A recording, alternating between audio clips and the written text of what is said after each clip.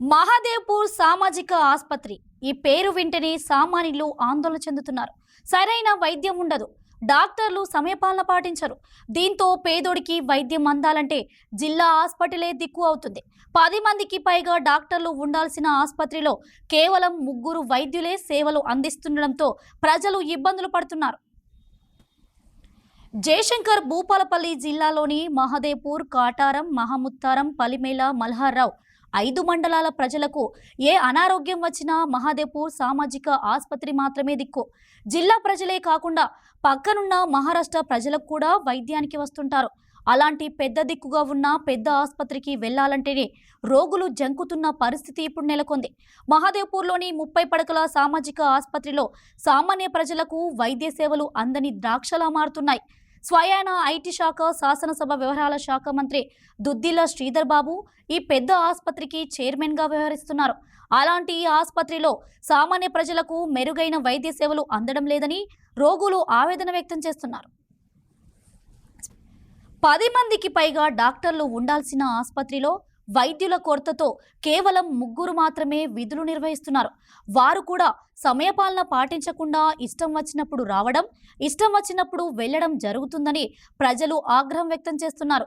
ప్రస్తుతం ఇప్పుడు ఈ ఆసుపత్రికి సూపరింటెండెంట్గా పనిచేస్తున్న వైద్యుడు గత 10 సంవత్సరాలుగా ఇక్కడే తిష్టవేసి ఉండడంతో ఆయన విధుల పట్ల నిర్లక్ష్యం వహిస్తున్నాడని ప్రజలు అసహనం వ్యక్తం చేస్తున్నారు. ఎంతో ఆశతో రోగులు రోగం నయమవుతుందని ఆసుపత్రికి వస్తే సీరియస్గా ఉందని భూపాలపల్లి జిల్లా కేంద్రంలోని 100 పడకల ఆసుపత్రికి, లేదంటే వరంగల్లోని ప్రైవేటు ఆసుపత్రులకు పంపిస్తున్నారని ప్రజలు ఆవేదన వ్యక్తం చేస్తున్నారు.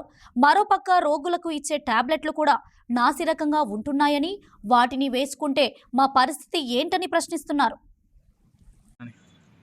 మహాదేవ్పూర్ సామాజిక ఆసుపత్రి 30 పడకల ఆసుపత్రి. ఈ ఆసుపత్రిలో సుమారుగా 5 మండలాల నుంచే కాకుండా అంతర్రాష్ట్ర సరిహద్దు ఉన్నది కనుక అటునుంచి కూడా ఇక్కడికి రోగులు రావడం జరుగుతుంది.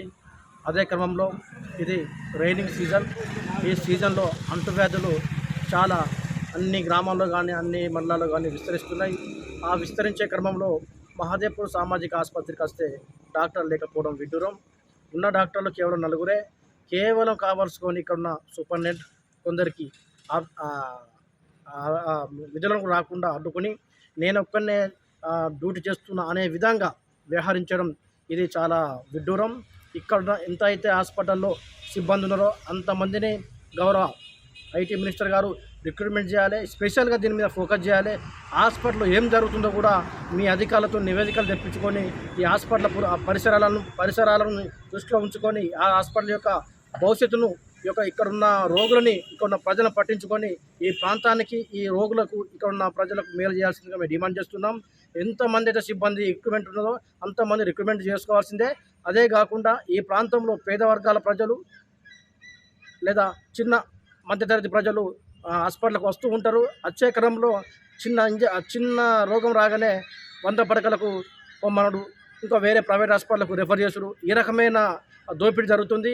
ఇది ఒక చిన్న విషయమే కాదు, ఇది ఒక పెద్ద మాఫియాగా రెఫర్లు చేసుకుంటూ వాళ్ళు సొమ్ము చేసుకుంటున్నారు కనుక పేద ప్రజలని పిండి పీడిస్తున్నారు. దీని మీద ఉన్నతాధికారులు స్పందించి, గౌరవ మినిస్టర్ శ్రీధర్ బాబు గారు స్పందించి తక్షణమే వారి మీద చర్యలు తీసుకొని ఈ ప్రాంత ప్రజలకు, రోగులకు మేలు చేయాల్సిందిగా మేము ఎంఆర్పీఎస్ ద్వారా డిమాండ్ చేస్తున్నాం. ఇప్పటికైనా ఈ హాస్పిటల్కి చైర్మన్గా వ్యవహరిస్తున్న మంత్రి దుద్దిల్ల శ్రీధర్ బాబు ఆసుపత్రిలో తలెత్తుతున్న సమస్యలపై స్పందించి మహాదేవ్పూర్ మండలంతో పాటు పక్కనున్న 4 మండలాల ప్రజానికానికే కాకుండా మహారాష్ట్ర ప్రజలకు కూడా మెరుగైన వైద్య సేవలు అందించే విధంగా చర్యలు తీసుకోవాలని ప్రజలు డిమాండ్ చేస్తున్నారు. మహాదేవ్పూర్ మండల్, జయశంకర్ జిల్లా మహాదేవ్పూర్ మండల్లో గవర్నమెంటు హాస్పిటల్లో